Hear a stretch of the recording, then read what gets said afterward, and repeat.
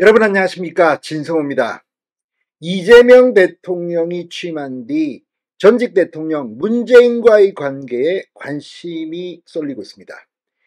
자, 같은 민주당 출신 대통령이고 두 사람 다 탄핵 국면에서 인수위를 거치지 않고 바로 대통령에 취임했다는 공통점이 있습니다. 실제 이 대통령 선거에서 이렇게 탄핵 때문에 짧은 기간에 대통령이 된 사람은 문재인, 이재명 두 사람입니다. 그런데 이재명 대통령의 최근 행보를 보면 문재인 전 대통령 당신과는 다르다, 이런 것을 분명히 하고 있습니다. 첫 번째가 국무회의 모습입니다. 자, 용산 대통령실에서 국무회의를 할 때 이재명 대통령이 보여준 모습은 분명히 문재인과는 달랐습니다. 문재인, 당신 그렇게 했으면 안 돼, 이렇게 하는 거야, 이렇게 말하는 듯이 윤석열 대통령의 장관들과 김밥 먹으면서 3시간, 4시간 회의를 합니다. 자, 이런 이유가 뭘까요? 문재인 전 대통령은 그렇지 않았습니다. 성격 탓도 있겠지만 박근혜 정부의 장관들과는 말을 잘 섞으려 하지 않았습니다. 지금 이걸 보면 확실히 이재명은 문재인과 스타일이 다릅니다. 그뿐만 아닙니다. 2017년 이재명 역시 대통령이 될 수 있었습니다.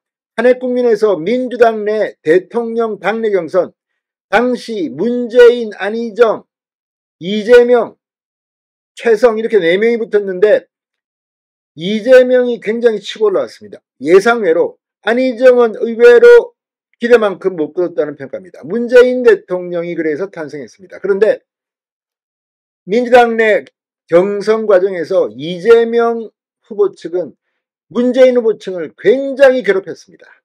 해경궁, 홍시 아무튼 굉장히 많은 문재인의 치부들을 공격했습니다. 이게 이재명이 직접 한 건지 아니면 이재명 측의 누군가가 한 건지는 모르지만 역시 이재명은 간단치 않습니다. 아주 집요하게 문재인을 물고 늘어졌습니다. 그래서 사실 두 사람의 관계는 아주 안 좋습니다. 지금은 모르겠습니다만 문재인 대통령이 된 뒤 이재명은 당에서 쫓겨날 뻔했다는 이야기도 있습니다. 그때 구해준 사람이 이해찬 전 대표, 이해찬이 이재명이 쫓겨나는 것을 도와줬다는 말도 있습니다. 그래서 이해찬과의 관계가 이재명은 좋습니다.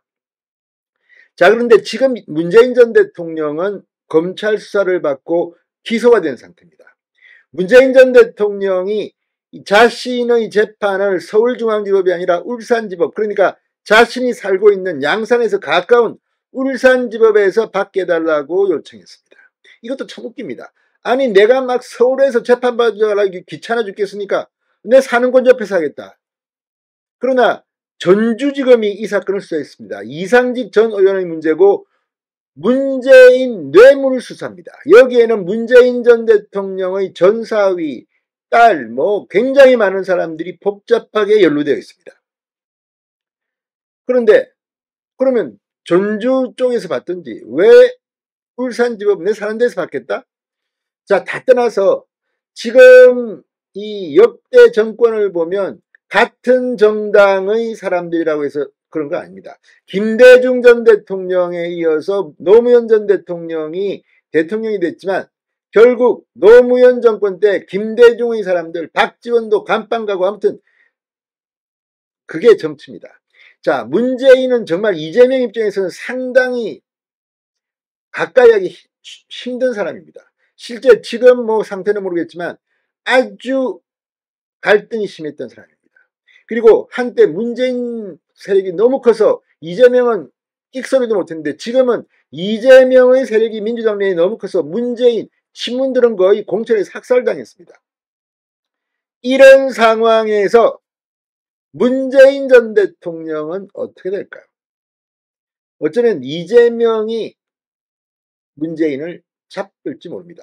자, 지금 겉으로는 이거 검찰은 독립적으로 수사하는 거야, 법원은 독립적으로 하는 거야, 문재인 전 대통령 자기가 죄를 지었으면 감옥 가는 거고 무죄면 안 가는 거고 이런 거지, 이렇게 말할 겁니다, 이재명 대통령. 그러나 많은 사람들이 지켜보고 있습니다. 두 사람의 악연은 끝이 없습니다. 이제 갑과 을이 바뀌었다고나 할까요? 문재인 전 대통령은 지금 굉장히 몰려 있습니다. 자, 문재인의 사람들이 이제 이재명 정권에서 큰 역할을 할 사람은 별로 없어 보입니다. 실제 국무총리에 지명된 김민석 의원이야말로 옛날에 어떤 사람입니까? 노무현 이쪽하고 할 때 정몽준 쪽 아닙니까? 아무튼 지금 이 여러 가지 보면 노무현 문재인으로 이어지는 이 라인의 파워가 이렇게 급속하게 사라질지 누가 알았습니까? 이게 정치입니다. 자, 지금 불편한 동거정부가 될 것이라는 관가 예상을 깨고 인수위 없이 출범한 이재명 대통령이 윤석열 장관들, 강요들과 지금 계속 회의를 하고 있습니다. 이 취임 이튿날인 5일 용산 대통령실에서도 국무회의를 주재했는데 2시간이면 끝날 회의가 뭐 한 3시간 40분 동안 이어졌습니다. 김밥 한 줄로 점심을 대신했고 계속 토론을 했다고 합니다. 이건 완전히 문재인과 다른 겁니다. 자, 이 문재인 때는 어땠을까요? 당시 문재인 대통령은 똑같이 탄핵으로 인수위 없이 대통령에 들어갔는데 취임한 지 하루 만에 홍남기 국무조정실장을 임명하고 각종 현안과 정책을 홍 실장 중심의 차관 회의에서 다루겠습니다. 문재인 전 대통령은 박근혜 정부 장관들과 이 머리를 맞대는 것을 꺼렸습니다. 문재인 전 대통령은 취임 48일 만에야 처음으로 동거정부의 국무회의를 주재했습니다. 이 자리에서 문재인 대통령이 이낙연 국무총리와 김상조 공정거래위원장 등 새 정부 인사들과 웃으며 차담을 나누는 것을 전 정부에서 임명된 국무위원들이 뒤에서 바라보는 모습이 카메라에 포착되기도 했습니다. 불편한 동거는 일정 기간 지속됩니다. 문재인과 나는 다르다. 이재명이 어쩌면 문재인을 조롱하고 있는지도 모릅니다. 그리고 문재인 전 대통령의 재판, 이거 그렇게 간단해 보이지 않습니다. 자, 형사소송법 4조 1항 범죄지 피고인의 주소, 거소 또는 현재지에 따라 관할 법원을 결정합니다. 문재인 전 대통령, 이 검찰은 서울이 범죄지라는 이유로 서울중앙지법에 이 사건을 기소했다. 이 사건의 수사는 전주지검에서 진행됐고 범죄지가 아무런 의미가 없다는 방증이다. 그러면서 이 올해 72세인 문재인 전 대통령이 하루 8시간에서 10시간가량 재판받으러 움직여야 하는 상황도 고려했다고 덧붙였습니다. 그래서 울산지법에서 재판을 받게 해달라는 것입니다. 관할 이송을 신청한 것입니다. 법원이 어떤 판단을 할지는 모르지만 서울중앙지법에서 하는 게 맞다고 봅니다. 아무튼 어쨌거나 문재인 전 대통령은 어쩌면 구속될 수도 있습니다. 사안이 굉장히 위중합니다. 물론 예단할 수는 없습니다. 그러나 지금까지 드러난 것 액수도 큽니다. 2억 원이 넘습니다.